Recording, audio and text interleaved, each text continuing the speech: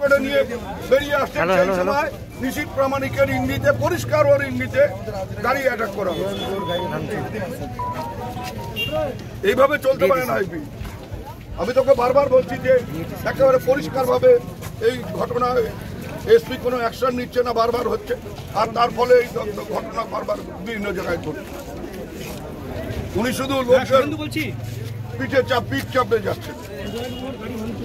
সামনেটাও ভাঙা, লুকিং গ্লাসও ভাঙছে, এই যে লুকিং গ্লাস সাইডে। আমাদের মধ্যে গাড়ি ভাঙচুর করা হলো, কাজ চাপতেন নিশীথ প্রামাণিক জবাব দাও।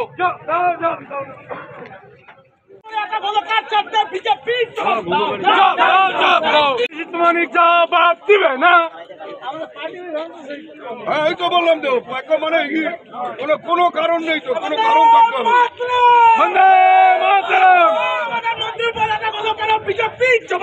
দোষীদের গ্রেপ্তার না করা পর্যন্ত আমাদের পদমরা তুলছি না, তুলবো না। এই গুন্ডা নিশীথ প্রামাণিক দূর হটাও।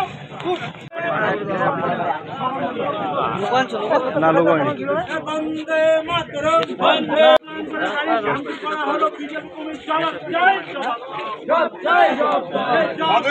কি ঘটনাটা ঘটেছিল দাদা?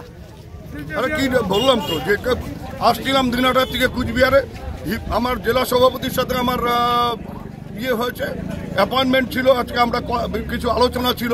আমি কুচবিহার পার্টি অফিসে আসছিলাম, বিনা কারণে বিনা প্ররোচনায় ওর একটা কয়েকশো লোকের একটা র্যালি, সেখান থেকে আমরা পরিষ্কার রাস্তা, আমাদের কোতোয়ালি থানার আইসি তিনি আমাদের গাড়ি বের করে দিচ্ছিলেন, পেছন থেকে ইশারা করে আমাদের গাড়ি আক্রমণ করা হলো, আমার অ্যাটেন্ডেন্টকে মারধর করা হলো, গাড়ি চোখের সামনে দেখছেন যে গাড়ি ভাঙচুর করা হয়েছে।